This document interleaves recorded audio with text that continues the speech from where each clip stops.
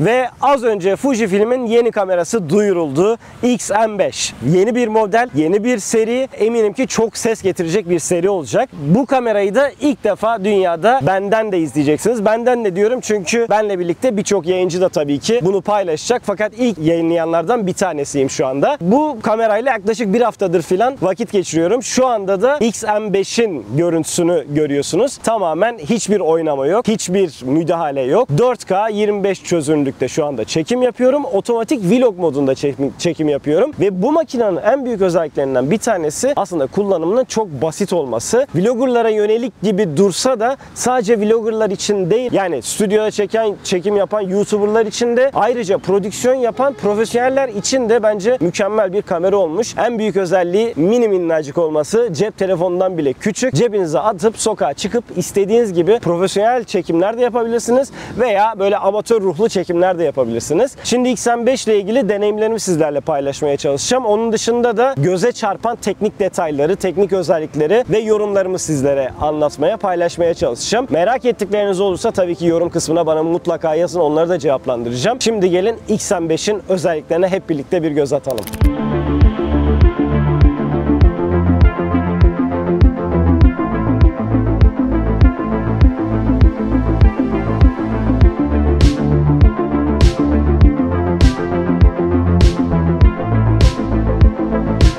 Şimdi beni takip ediyorsanız biliyorsunuz, uzun zamandır, yaklaşık 5 yıldır Fujifilm kullanıcısıyım. Tabii ki başka makineler, başka kameralar da kullanıyorum ama aktif olarak kullandığım, hatta YouTube'da, Instagram'da işte beni gördüğünüz çekimlerin hepsi Fuji ile çekilmiş görüntüler. X-T4 ile başlamıştım. Daha sonra işte X-T5 çıktı, S10 çıktı, S20 çıktı ve benim için en büyük devrim X-H2S'in çıkmasıydı. X-H2S ile birlikte bence Nirvana'ya ulaşmıştı Fujifilm kameraları ve şu anda da hala severek X-H2S'imi kullanıyorum. Fakat Fujifilm'in şöyle çok enteresan bir politikası var. Bunu asla anlayamadım. Hatta kendilerine de söylüyorum. Bu arada bu bir işbirliği videosu. Evet, yani bana bunu öncelikli olarak yolladılar ve deneyimlememi istediler. Fakat şöyle bir şey var. Fujifilm kameralarımın hepsini ben paramla satın aldım arkadaşlar. O yüzden de objektif olarak yorum yapıyorum burada sizlere. Şu çok garibime gidiyor Fujifilm'de. Birbirine çok yakın makineler çıkarıyorlar. Şimdi XS20 ile X-T5 inanılmaz yakındı. X-H2 çıktı. O da X-T5'e çok yakın. Daha doğrusu T5 daha sonra çıktı da. Şimdi bu M5'i çıkardılar ve M5 bence çok enteresan bir yerde piyasada. Çünkü giriş seviyesinde bir kamera olarak görünmesine rağmen özellikleri XS20 hatta X-H2'ye denk diyebilirim. 6.2K Open Gate çekim yapabiliyor arkadaşlar. Bu çok enteresan, bakın. Ve içerisinden sosyal medya için dikey çekim modu getirmişler. Yani siz şu anda ya da ben şu anda mesela gördüğünüz gibi yatay bir çekim yapıyorum. Fakat bunun içerisinden dikey mod alabiliyorum ve ben bunu sosyal medyada hızlı bir şekilde kullanabiliyorum. Bence bu çok pratikleştirmiş işleri. Onun dışında 4K 60 kare çekim ve Full HD'de de 240 kare çekim yapabiliyorsunuz. Bence bu kadar küçük bir makinenin çok daha üstü bir performans demek anlamına geliyor bu.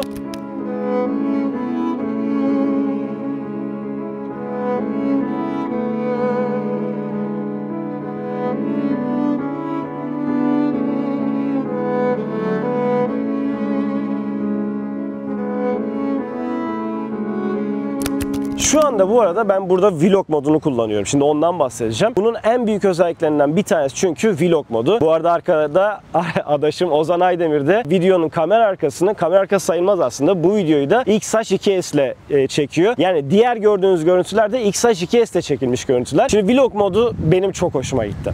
Bu vlog modunda kafa karıştırıcı detayları hiç girmemişler. ISO enstantane diyafram nedir hiç bilmeyen bir kullanıcı bile alıp kolaylıkla menüde istediği şeyi istediği şekilde yapabilir. Mesela ürün tanıtımı videoları çekiyorsunuz diyelim. Kutu açılışı videoları veya makyaj malzemeleri tanıtıyorsunuz. Mesela ürün odaklı mod getirmişler. Yani siz ürünü getirdiğiniz zaman ekranın önüne, hatta şöyle göstereyim direkt. Mesela bir ürün gösteriyorsunuz. Eğer yüz varsa bile direkt ürüne odaklıyor. Şu anda bende o açık değil sanırım. Birazdan bunu detaylı olarak göstereceğim. Şu anda mesela açık olmadığı için ürün olsa da burada tamamen yüzünde kalıyor.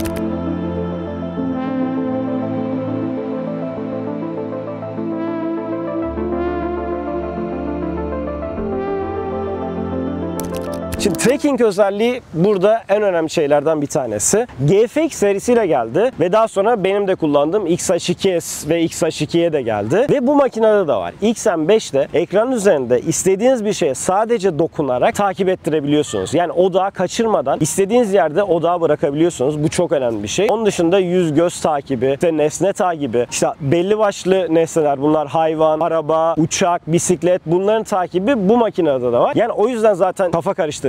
İnsan alırken acaba hangisini alsam? Yani XS20'yi mi alsam, bunu mu alsam, yoksa üstüne biraz daha koyup XT5 yoksa biraz daha koyup XH2S'i mi alsam diye bir düşünmüyor değil. O yüzden de burada kararınızı iyi vermeniz lazım. Ama açıkçası ben bu makineyi para verip satın alacağım. Çünkü bu kadar küçük bir makineye ihtiyacım vardı. Özellikle gittiğim yerlerde XH2S makinamı götürmüyorum çünkü ağır geliyor. Ama bunu cebimden çıkarıp istediğim anda istediğim şekilde kayda girebilirim ki zaten şu anda da küçük bir lensle, 8 mm'lik lensle kullanıyorum. Onun da küçüklüğü ve hafifliği işi çok kolaylaştırıyor. Şimdi bu tracking olayından bahsetmişken tabii ki bunu bu kadar başarılı yapma sebeplerinin başında işlemci ve sensör gücü geliyor. Burada da X prosesör, 5 işlemci ve X trans sensörü kullanıyor. İlk defa Fujifilm giriş seviyesinde bir makinede, yani fiyat skalası olarak bu kadar düşük olan bir makinede böyle bir sensör ve işlemci kullanıyor. Bunun gücüyle birlikte de bu tracking olayı inanılmaz başarılı oluyor. Şu anda gördüğünüz gibi hiçbir fokus kaçırmıyor. En azından ben kendimi küçük ekrandan izliyorum bir anda. Şu anda her şey otomatik ayarda bu arada. Ben bir profesyonel olarak otomatik ayarda çekim yapmam normalde. Size bunu göstermek istediğim için otomatik modda gösteriyorum. Bu kamerayla çekilmiş tamamen profesyonel seviyede kaç tane görüntü göstereceğim. Böyle sokakta yaptığımız çekimlerden. Onun üzerine tabii ki renk girildi ve filtreler kullanıldı. Yani aslında burada göstermek istediğim şey şu. En amatör düzeyde kullanıcı istediği gibi hiçbir teknik bilgi bilmeden vlog da çekebilir. Benim gibi bu işi profesyonel olarak yapan bir kullanıcı alıp profesyonel çekimler de yapabilir. Şimdi profesyonel çekim yapabilir demişken de şundan bahsedelim. 422 bulunuyor arkadaşlar. 200 megabitlik çekimler yapabiliyorsunuz. Ayrıca 8 megabite, yani bitrate'i 8 megabite kadar düşebiliyorsunuz. Daha önce yoktu. Yani bu böyle çok övülecek bir şey mi? Belki olmayabilir ama şu anlamda güzel. Alıp bunu 8 megabit çekip direkt Instagram'da yayınlayabilirsiniz. Böylece ne oluyor? Dosya boyutu çok daha düşmüş oluyor. Özellikle hızlı bir şekilde bunu paylaşmak istiyorsanız aktarım hızı da çok düşüyor dolayısıyla. Fujifilm'in bildiğiniz gibi yeni uygulaması çıktı. X-App. Yani yeni dediğim birkaç ay oldu. X-App ile birlikte artık çok hızlı aktarım yapabiliyoruz. Önceki uygulama çok kötüydü. Onu da açıkça söyleyeyim. Bunu Fujifilm'e de zaten söylemiştim. Artık bunu çok daha hızlandırdılar. Hala bence çok başarılı değil bu arada. Onu da söyleyeyim. X-App ile birlikte 8 megabit çektiğiniz bir görüntüyü çat diye anında telefonunuza aktarıp Instagram'da paylaşım yapabilirsiniz. Ve yakında şu da gelecek. Type-C kablonuzla direkt olarak telefona aktarım yapabileceksiniz. Böylece çok daha hızlı aktarım yapabileceksiniz. Bence 8 megabit özelliği güzel olmuş. Tabii ki ben şu anda 200 megabit çekiyorum. Ayrıca Fujifilm'in olmazsa olmaz log çekimlerini de burada yapabiliyorsunuz. F-Log ve F-Log 2 tabii ki de XM5'te de var. Yani log çekimlerle de çok daha profesyonel, dinamik aralığı yüksek çekimler yapabilirsiniz. Şimdi gelelim Fujifilm'in en sevdiğim taraflarından bir tanesini, renk simülasyonlarına. Renk simülasyonu gerçekten de Fuji'yi tercih etmek için belli başlı sebeplerin başında geliyor bence arkadaşlar. Çünkü ben hiçbir videomda renk yapmıyorum artık. Fujifilm kullandığımdan beri. Kendi renk ayarlarımı yaptım. Kendi içerisinden hem film simülasyonu hem de işte renk eğrisi, kontrast, highlightlar, shadow'lar. Artık hiçbir şekilde montaj kısmında renge vakit harcamıyorum. 20 tane film simülasyonu bulunuyor burada ve film simülasyonu çarkı var. Yani artık film simülasyonunu seçmek eski makinelere göre çok daha kolay. Gerçi XT50 ile gelmişti bu özellik. Buraya da koymuşlar. Mesela benim H2S'imde olmamasına şu anda açıkçası üzüldüm. Çünkü çok pratik olmuş film simülasyonunu seçmek. Bir de gelelim ses olayına. Şimdi burada çift yönlü mikrofon kullanmışlar. Bu bir vlog kamerası mantığıyla düşündüğünüzde inanılmaz mantıklı. Mesela kameranın arkasında karşılıklı konuştuğunuz bir tarzda video çekiyorsunuz. Hem arkada biri var hem de önde işte siz konuşuyorsunuz. İsterseniz hem arkadaki mikrofonu aktif hale getirip hem de öndeki mikrofonla birlikte iki tarafında sesini eşit olarak alabiliyorsunuz. Ya da sadece öndeki mikrofonu aktif halde bırakıyorsunuz ve sadece öndeki kişinin konuşması duyuluyor. Veya çevresel ses alabiliyorsunuz. Yani 360 derecelik seslerle ortam sesi ve arkadaki öndeki sesleri de başarılı bir şekilde alabiliyorsunuz. Şu anda mikrofon ayarlarında sadece ön mikrofon açık. Benim sesimi daha net bir şekilde duyuyor olmanız gerekiyor. Adaş sen de bir konuş şu anda. Selam herkese. Fujifilm Adana'dan Ozan ben. Evet, şu anda arka tarafta Ozan konuşuyor. Aynen. Şimdi de sadece arka mikrofonu aktif hale getirdim. Adaş bir konuş. Selamlar tekrardan. Şu an sadece ben konuşuyorum. Ozan abi önümde durmakta. Ben de arkadayım. Evet, şimdi de çift taraflı mikrofonu aktif hale getirdim. Selamlar abi, nasılsın? İyiyim, eyvallah, sağ ol. Şimdi de çevresel mikrofonu aktif hale getirdim. 360 derecelik ses alıyor olması lazım bir Aynen, konuş şu Adaş. anda da hatta bir konser başladı gibi ama durdu sanki. Ortamda sesi parkta olduğumuz için çok fazla ses var. Evet, bu şekilde her taraftan ses alabiliyorsunuz. Bence bu da harika bir özellik olmuş. Şöyle bir detay eklemişler. Çok güzel olmuş. Bu arada vizörün olmadığını görüyorsunuz. O yüzden de makine biraz daha küçülmüş. Yani bu bir vizörsüz kamera arkadaşlar. Sadece ekrandan görebiliyorsunuz. Ekranın hemen üzerinde bir mikrofon girişi yapmışlar. Hemen şuradaki hat şu kızağına çok yakın. Yani buraya mikrofonunuzu takıp ekranı da kapatmadan kolayca çekim yapabiliyorsunuz. Yan tarafına baktığımızda ise burada bir kulaklık girişi bulunuyor. Kulaklık girişinin hemen altında da bir bölüm daha var. Burada da micro HDMI ve USB Type-C girişlerimiz var ve aşağıya baktığımızda da burada pil girişimiz ve pilin hemen yanında da SD girişimiz bulunuyor. Şimdi şunu merak ediyor olabilirsiniz. Peki bu kadar küçük bir kamerada stabilizasyon nasıl oluyor? Aslında videonun başından beri gördüğünüz gibi özellikle öyle çektim videoyu. Elde vlog tadı modunda, vlog modu tadında çektim ki yürürken, işte dururken, sağa sola dönerken stabilizasyon nasıl, onları da birebir görün istedim. Şimdi öncelikle IBIS yok. Zaten makinenin bu kadar küçük olma sebeplerinden bir tanesi de bu arkadaşlar. Fakat IBIS olmamasının çok da bir önemi yok. Çünkü OIS lens kullanırsanız içerisinde bir de ekstradan DIS olduğu için, yani dijital imaj sabitleyici olduğu için aslında gayet stabil görüntüler elde edebiliyorsunuz. Zaten Fujifilm'de bir de IS Boost diye bir mod var. Bunu da açtığınız zaman güzel böyle gimbal'la çekiyormuş gibi. Hele bir de böyle geniş açılı bir lens kullanırsanız tadından yenmez cillop gibi videolar ortaya çıkarabiliyorsunuz. Peki yine merak edeceğiniz sorulardan bir tanesini ben tahmin ediyorum ve sizler için cevaplandırıyorum. Uzun süreli çekim yapabiliyor muyuz? Makine ısınıp kapanır mı? Evet, makine ısınıp tabii ki kapanabilir. Bu çok normal bir şey.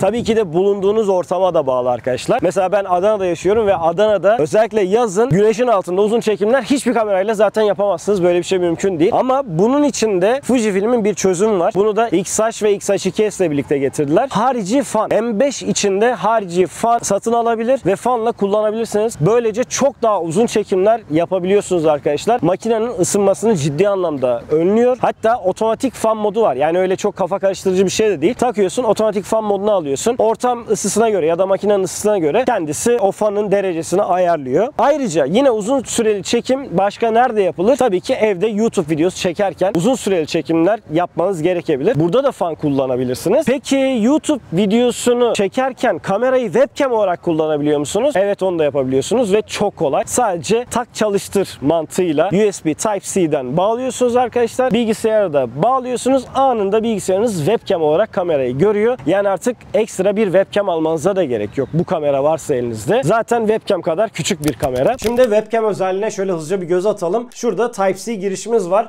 Fuji'nin içerisinden çıkan Type-C'den Type-C'ye kabloyu buraya bağlıyorum ve bilgisayarıma da diğer Type-C girişinden şöyle bir takıyorum. Şu anda webcam olarak kullanılmaya hazır arkadaşlar. Hiçbir şey yapmanıza gerek yok ekstra olarak. Hemen mesela şuradan OBS'i açalım bir. Zaten ben daha önce açtığım için direkt karşıma webcam kısmı gelecek muhtemelen. Evet, geldi. Evet, gördüğünüz gibi webcam özelliği de inanılmaz hızlı bir şekilde çalışıyor. Ya eskiden mesela capture card falan gerekiyordu. Artık onlara gerek yok. Direkt olarak USB Type-C'den takıyorsun. Çat anında webcam olarak kullanıyorsun. Ayrıca dışarıda çekim yaparken bir de şöyle bir güzellik. Bu da Fuji'nin yeni sayılabilecek bir güncellemesi aslında. Adobe ile bir işbirliği yaptılar. Adobe Frame.io entegresi var. Yani siz çekim yaparken ya da yaptıktan sonra bunu ayarlayabiliyorsunuz. Anında görüntüler Adobe Cloud'unuza düşüyor ve herhangi bir yerde açıp o görüntüleri başka birisi görebiliyor. Onları işleyebiliyor, editleyebiliyor. Bu da işleri inanılmaz derecede hızlandırıyor. Yani çektiğiniz bir fotoğraf çat diye internete bağlı, tabii ki internet hızınıza bağlı. İstediğiniz yerdeki istediğiniz kişiye ulaştırabiliyorsunuz ve o kişi alıp fotoğrafı istediği gibi düzenleyebiliyor. Şimdi fotoğraf modundan çok bahsetmedim. Çünkü artık fotoğraf çekmiyorum arkadaşlar. Tamamen video üretiyorum. O yüzden de böyle fotoğraf çekmek içimden bile gelmiyor. Ama tabii ki de fotoğraftan bahsetmezsek olmaz bu makinede.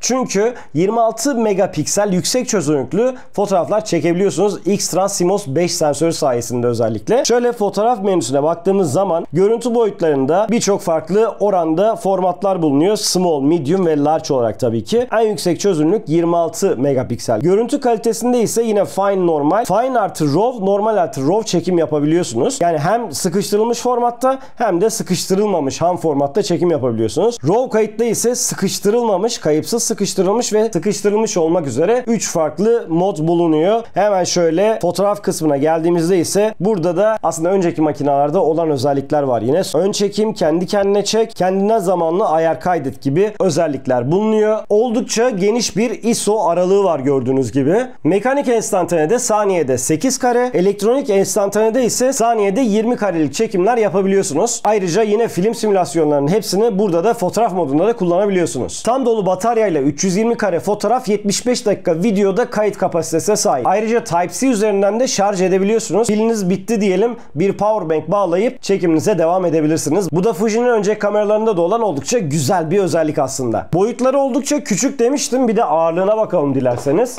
Şöyle hemen tartımı çıkarıyorum. Lensi de çıkaralım. Şu anda üstündeki lens 8 mm 3.5 diyafram açıklığına sahip bir lens. Ayrıca bir de şöyle bir lensle de kullanabilirsiniz. Bu da Fuji'nin tam bir fiyat performans lensi 15-45. İnanılmaz hafif bu da. Hatta şöyle tek tek şunları bir ölçelim. 15-45'e baktığımızda 151 gram gibi bir ağırlığı var. Hemen şu 8 mm'ye bakıyorum. Bunun da 210 gram ağırlığı var. Sadece kameranın body'sine bakarsak bunun da 353 gram ağırlığı var. Ben bu vlog çekimini şu şekilde yaptım. Yani 8 mm ile yaptım. Yani elimde sürekli 563 gramlık bir şey taşıdım ki bu da beni asla ve asla yormadı. Yani böylece uzun süreli elde çekimleri de rahatlıkla yapabilirsiniz. Şimdi amatör kullanıcılar için olan kısımları anlattım size arkadaşlar. İşte vloggerlar, youtuberlar veya böyle hobi amaçlı kullananlar için bu makine gayet ideal. Evet.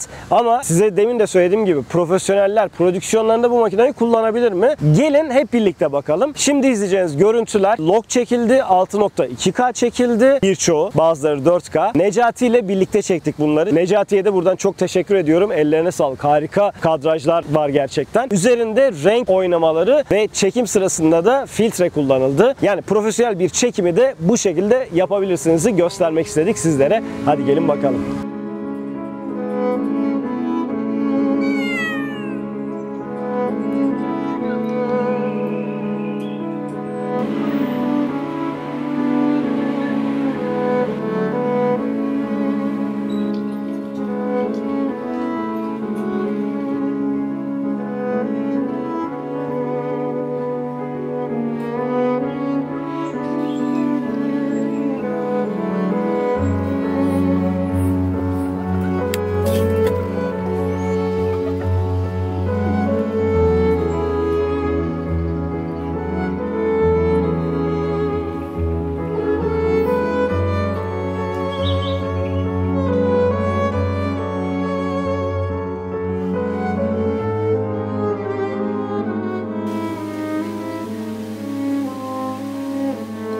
Ve videomuzun böylece sonuna gelmiş bulunuyoruz arkadaşlar. Fujifilm X-M5. Benim çok severek kullandığım ve satın alacağım bir makine. Onu samimiyetimle söyleyeyim. Çünkü az önce de söylediğim gibi böyle tatile oraya buraya giderken cebime atıp çıkabileceğim bir makine hayalim vardı. Ve bu hayalimi işte M5 gerçekleştirecek. İlk olarak vlog çekenler, sokak fotoğrafçılığı yapanlar veya evde YouTube çekenler için kesinlikle öneririm. Profesyonel prodüksiyon yapıyorsanız yani bir X-H2S veya GFX serisi tabii ki değil. Zaten öyle bir iddiası da yok. Ama ya burada ben şöyle vlog çekmeye çıktım ya da böyle amatör bir çekim yapmaya çıktım ama burada da şöyle sinematik güzel bir görüntü elde edeyim demek istiyorsanız yine işinizi görecektir. Zaten bunların hepsinin örneklerini az önce gördünüz. Burada bu videolarda herhangi bir hile hurda yok arkadaşlar. Ne gördüyseniz o. Yani ne çektiysem o. Sadece o sinematik görüntülerde, az önce gördüğünüz sinematik görüntülerde tabii ki de üzerine renk işleme, polarize filtre, ekstra filtreler vesaire vesaire var. Onun dışında ama her şey sıfır oynama, sıfır işlemeyle gördüğünüz gibiydi. Sorularınız varsa, merak ettikleriniz varsa lütfen yorum kısmına yazın. Ben de mümkün olduğunca girip cevaplandırmaya çalışacağım. Onun dışında beni diğer sosyal medya hesaplarından da takip ederseniz teknolojiyle alakalı bütün